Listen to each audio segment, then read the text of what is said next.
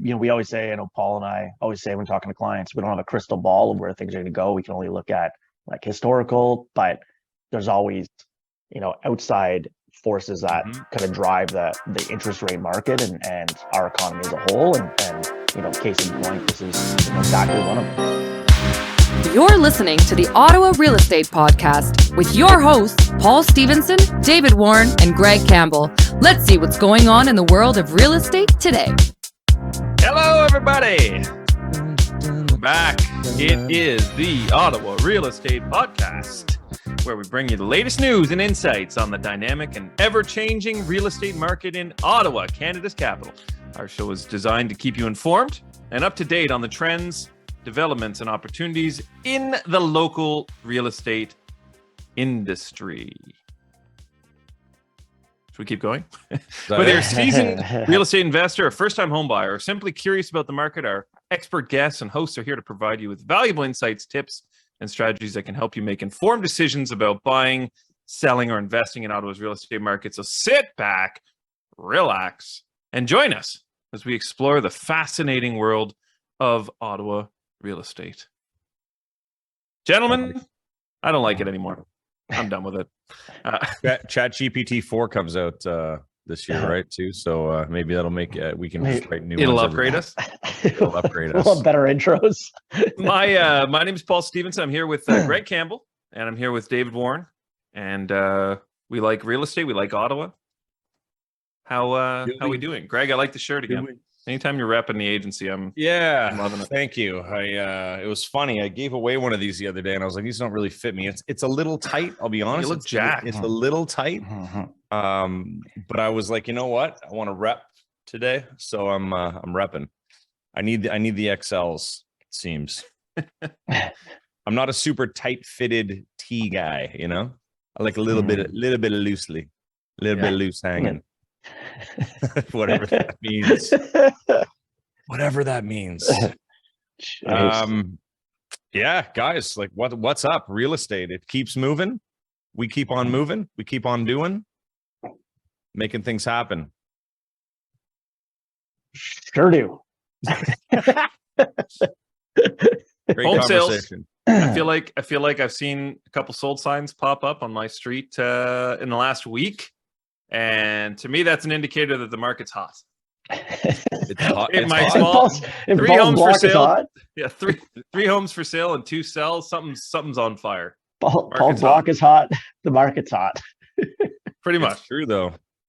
There's some more coming soon signs coming out, but I'm seeing a lot of listings and a lot of listings at prices that I don't think buyers were ready to see.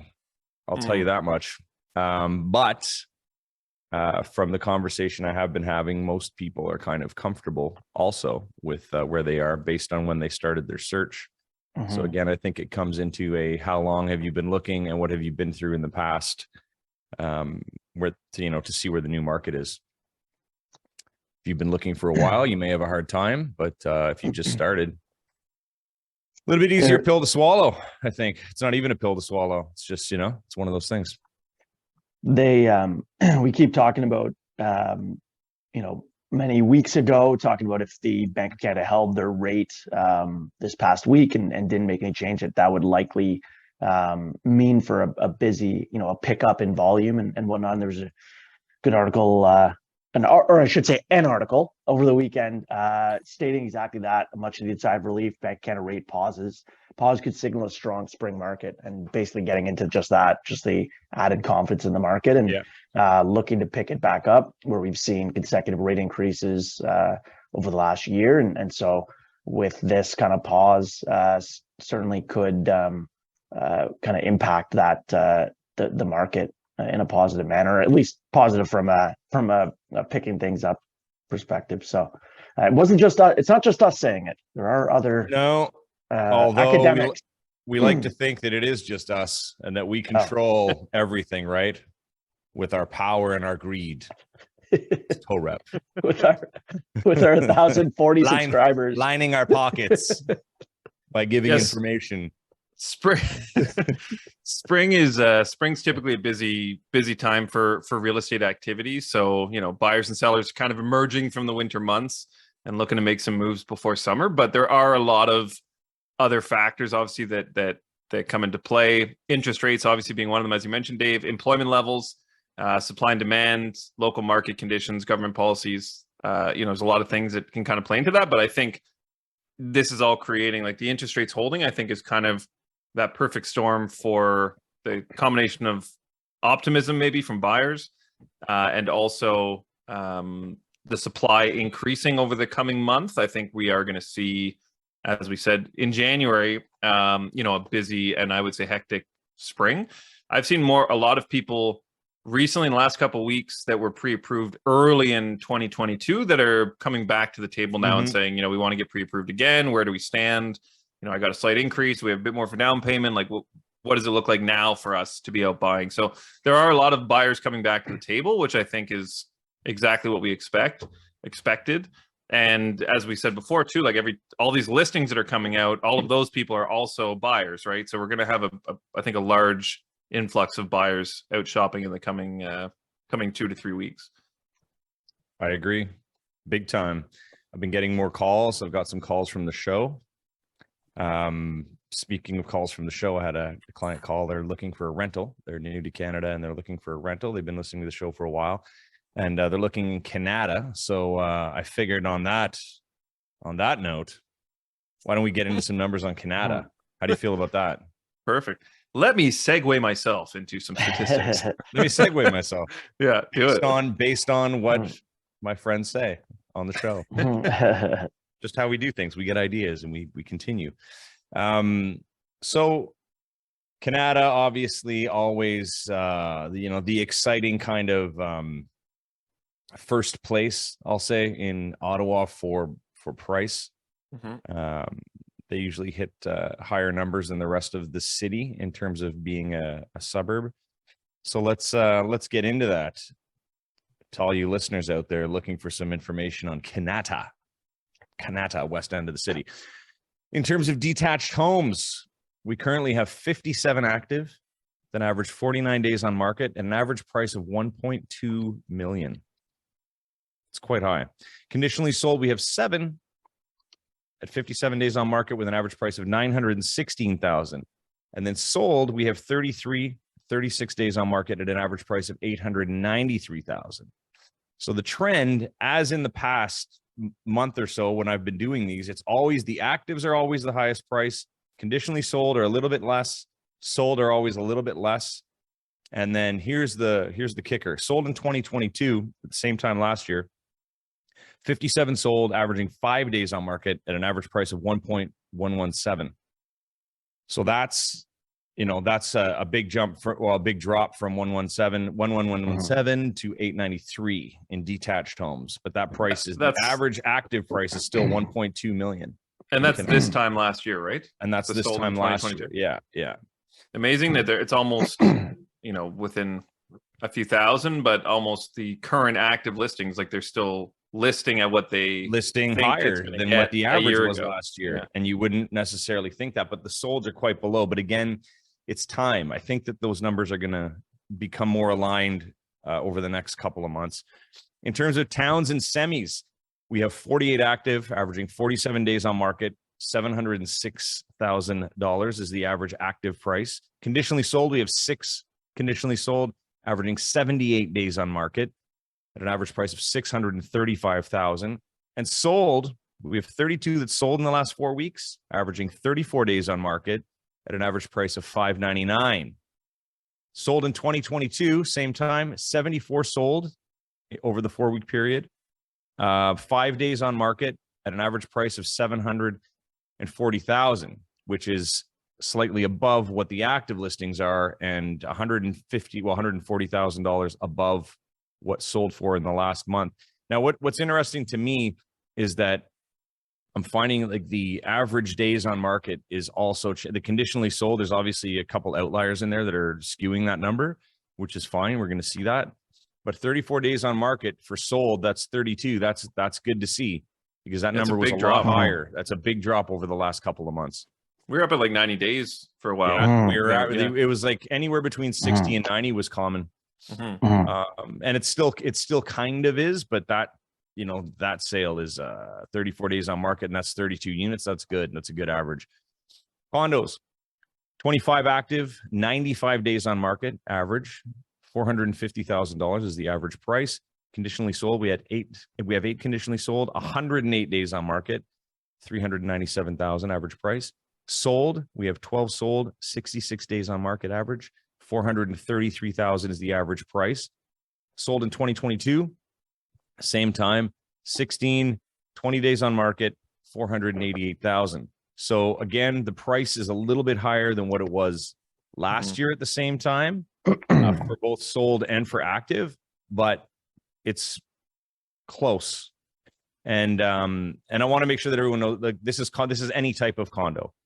So this isn't like an apartment. This is an apartment, a stack, a town, whatever it may be. That's a condo. And, traditionally they will always be on the market for a little bit longer, it seems, anyways, in Ottawa generally. But the numbers, they're interesting. Like active versus sold, it's close, 430. And like we've said in the past, condos seem to be keeping their value more so than residential homes since the drop started happening.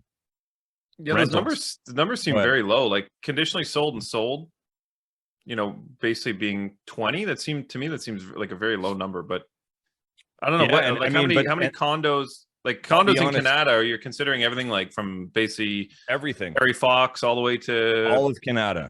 Yeah, and Paul, to that point, I thought the same thing when I looked at it, and then I looked at 2022, and there was only 16. Mm-hmm.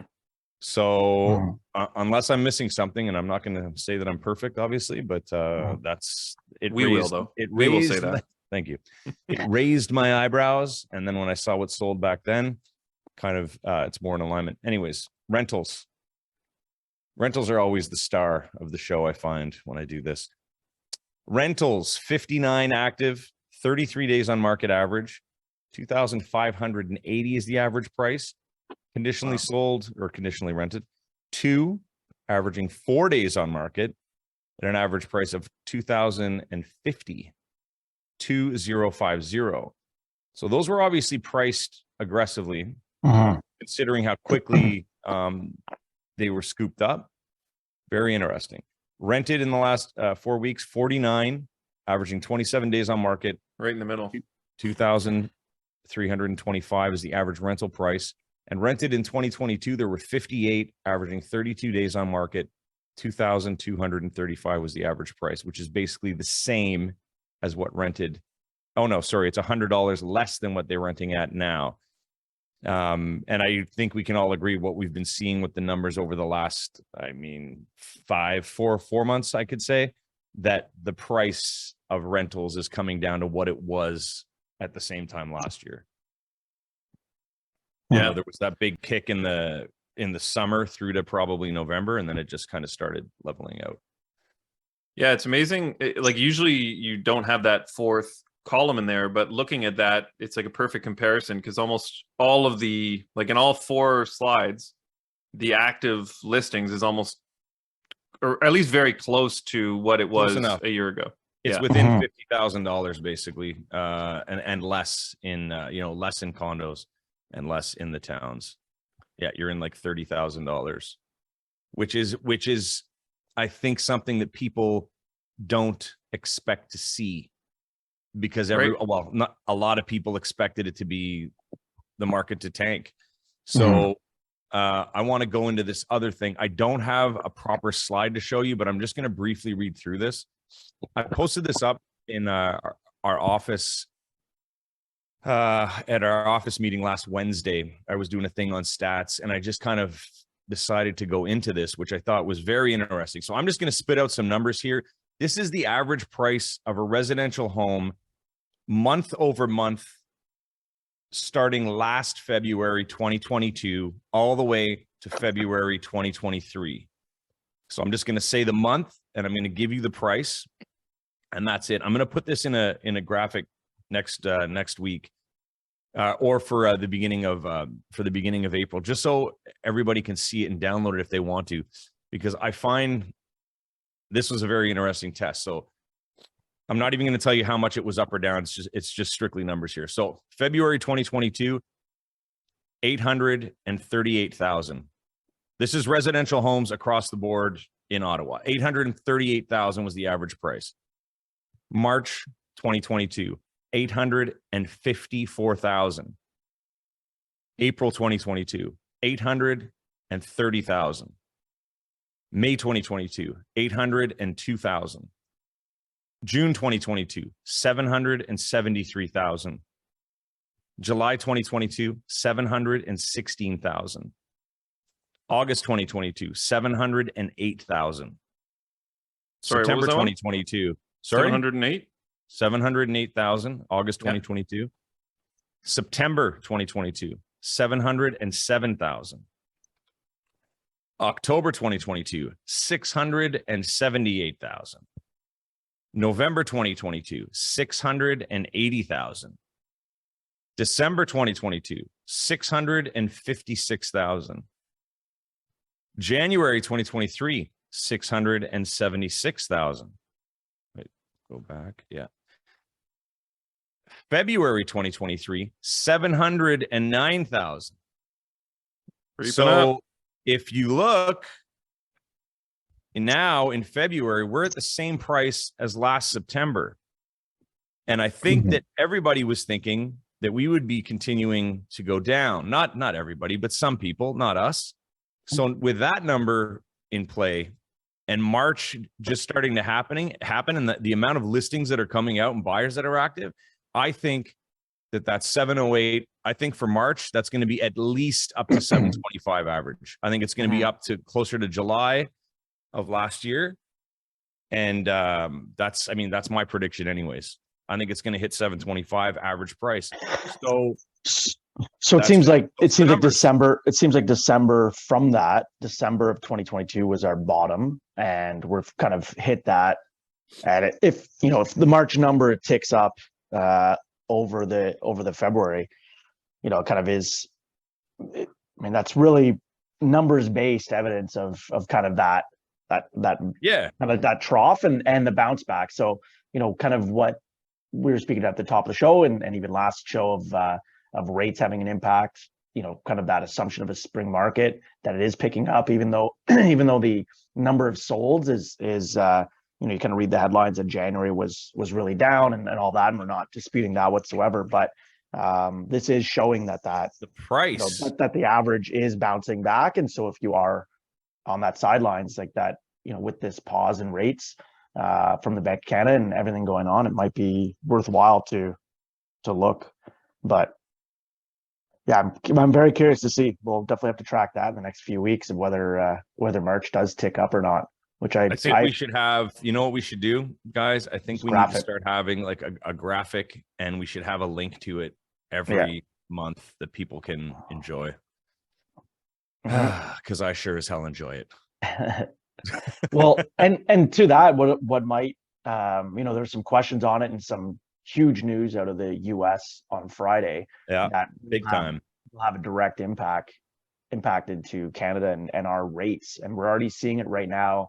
We're Monday morning, the 13th, and we're seeing the bond market that 5-year fixed rates in Canada are tied to.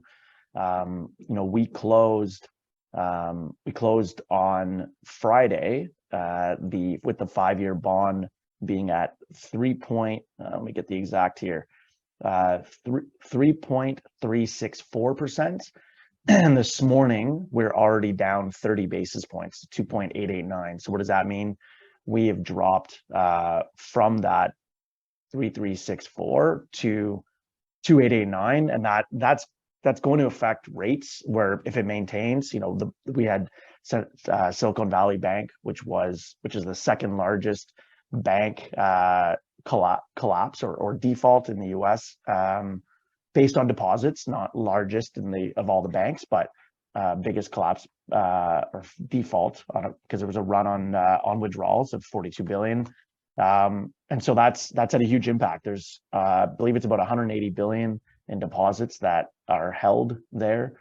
And from the stats I was reading over the weekend, 97% of those deposits are not insured by FDIC. So the federal insurer does not insure anything over $250,000 for deposit holders. and 97% of those deposit holders are over that, including a lot of companies, tech companies and other companies that have their payroll deposits in there.